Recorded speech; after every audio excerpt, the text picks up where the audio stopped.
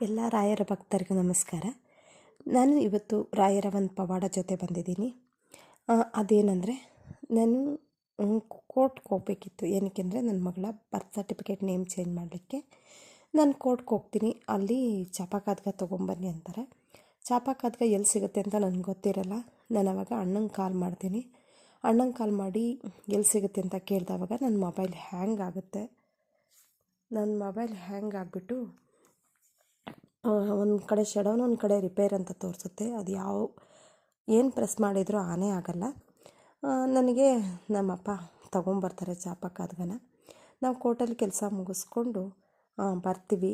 ಅಲ್ಲಿ ಲಾಯರ್ ಸಹ ಟ್ರೈ ಮಾಡ್ತಾರೆ ಮೊಬೈಲ್ನ ಕಾಲ್ ಮಾಡಿಬಿಟ್ಟಾಗಲಿ ಅಥವಾ ಮೊಬೈಲ್ ಓಪನ್ ಮಾಡಿ ನೋಡೋದಾಗಲಿ, ಅದೇನಾದರೂ ಸರಿಯಾಗಿಲ್ಲ.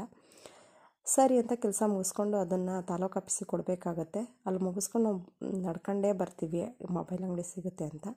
ಅಲ್ಲಿ ಒಂದು ಮೊಬೈಲ್ ಶಾಪ್ ಸಿಗುತ್ತೆ. ನಮ್ಮ ಮೊಬೈಲ್ ಶಾಪ್ ಹತ್ರ ಹೋಗಿಬಿಟ್ಟು ಕೊಟ್ಟಾವಾಗ ಅವರು ಟ್ರೈ ಮಾಡ್ತಾರೆ. ಅವ್ರ ಹತ್ರ ಆಗಿಲ್ಲ.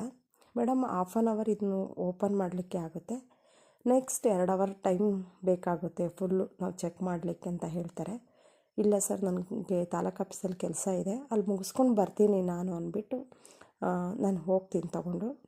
ನನಗೆ ಇಂಪಾರ್ಟೆಂಟು ಮೊಬೈಲಿಂದ ವರ್ಕ್ ಏನಿರುತ್ತೆ ಅಂದರೆ, ಅಲ್ಲಿ ಲಾಯರ್ ಒಂದು ನಂಬರ್ ಕೊಟ್ಟಿರ್ತಾರೆ ತಾಲೂಕು ಆಫೀಸಲ್ಲಿ. ಇವ್ರ ಹತ್ರ ಹೋದರೆ ಇವ್ರ ಹತ್ರ ಬೇಗ ಕೆಲಸ ಆಗುತ್ತೆ, ಅವ್ರಿಗೆ ಕಾಲ್ ಮಾಡಿ ಅಂತ ಹೇಳ್ತಾ ನಂಬರ್ ಕೊಡ್ತಾರೆ. ನಾನು ಒಂದು ಪೆನ್ನು ಪೇಪರಲ್ಲಿ ಆ ನಂಬರ್ ಬರ್ಕೊಂಡು ಬಂದಿರ್ತೀನಿ.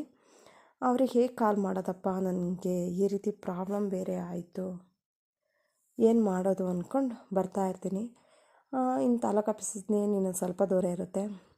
ಯಾಕಪ್ಪ ರಾಯರೇ, ನನಗೆ ಈ ರೀತಿ ಆಗ್ತಾಯಿದೆ, ಮೊಬೈಲ್ ಏನಾಯಿತು, ಮೊಬೈಲ್ ಅಂಗಡಿಯವನೇ ಕಷ್ಟ ಅಂತ ಹೇಳ್ತಾ ಇದ್ದಾನೆ, ಏನು ಮಾಡೋದು, ನಾನು ಇವಾಗ ಇವ್ರಿಗೆ ಫೋನ್ ಬೇರೆ ಮಾಡಬೇಕು, ನನ್ನ ಕೆಲಸ ಆಗುತ್ತಾ ಇವತ್ತು ಅಂತ ಟೆನ್ಷನ್ನು ಆಗುತ್ತೆ. ನಾನು ಹೋಗ್ತಾ ಇರಬೇಕಾದ್ರೆ ರಾಯರಿಗೆ ಈ ರೀತಿ ಕೇಳ್ತೀನಿ, ರಾಯರೇ, ನಿಮ್ಮ ಮಗಳನ್ನ ಇಷ್ಟು ಕೇಳ್ಕೊತಾ ಇದ್ದಾಳ, ಏನೂ ಮೊಬೈಲು ಏನೂ ಆಗ್ತಾಯಿಲ್ಲ, ಏನೂ ನನಗೆ ಕೆಲಸನೇ ಆಗ್ತಾಯಿಲ್ಲ, ನಿಮ್ಮ ಮಗಳು ಇಷ್ಟು ಕೇಳಿದರೂ ನೀವೇನೂ ರೆಸ್ಪಾನ್ಸ್ ಮಾಡ್ತಾಯಿಲ್ಲ, ಮಗಳೇ ನಾನು ಇದ್ದೀನಿ ಅನ್ನೋದಾದರೆ ನೀನು ಏನಾದರೂ ಸೂಚನೆ ಕೊಡು ತಂದೆ ಅಂದ್ಕೊಂಡು ಹೋಗ್ತೀನಿ. ಇನ್ನೇನು ತಾಲೂಕು ಆಫೀಸ್ ಹತ್ರ ಹೋಗೋದಕ್ಕೂ ಮೊಬೈಲ್ ಒಂದು ಸೌಂಡ್ ಬರುತ್ತೆ. ಏನಂತ ಓಪನ್ ಮಾಡಿ ನೋಡ್ತೀನಿ, ಮೊಬೈಲ್ ಆನ್ ಆಗಿರುತ್ತೆ.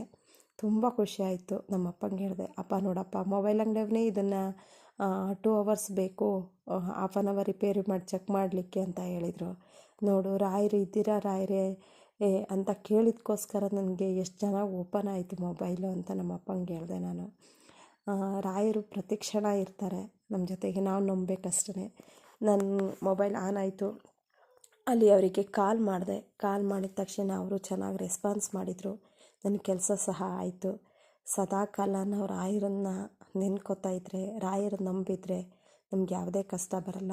ಎಂತಹ ಕಷ್ಟ ಬಂದ್ರೂ ತುಪ್ಪ ಕರಗಿದಂತೆ ನಮ್ಮ ಕಷ್ಟ ಎಲ್ಲ ಕರಗೋಗುತ್ತೆ.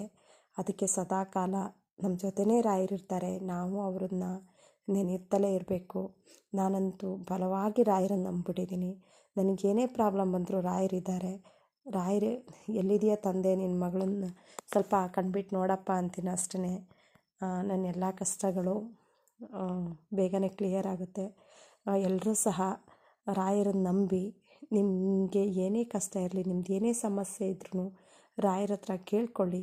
ನಾನು ಡೈರೆಕ್ಟಾಗಿ ರಾಯರ ಹತ್ರ ಹೇಳ್ತೀನಿ, ರಾಯರೇ ನೀನು ಹಿಂಗೆ ಕೇಳ್ತಾ ಇದ್ದೀನಿ, ನಿನ್ನ ಮಗಳು ಆಗುತ್ತಾ ಇಲ್ಲೋ, ಆ ರೀತಿ ಅಷ್ಟು ನೀವು ಬಲವಾಗಿ ನಂಬಿ ನಿಮ್ಮ ಕೆಲಸ ಏನಿದ್ರೂ ಆಗುತ್ತೆ. ಸದಾಕಾಲ ರಾಯರು ನಮ್ಮ ಜೊತೆ ಇರ್ತಾರೆ. ನಾನು ಮುಂದೆ ಇನ್ನೊಂದು ಪವಾಡ ಜೊತೆ ಬರ್ತೀನಿ.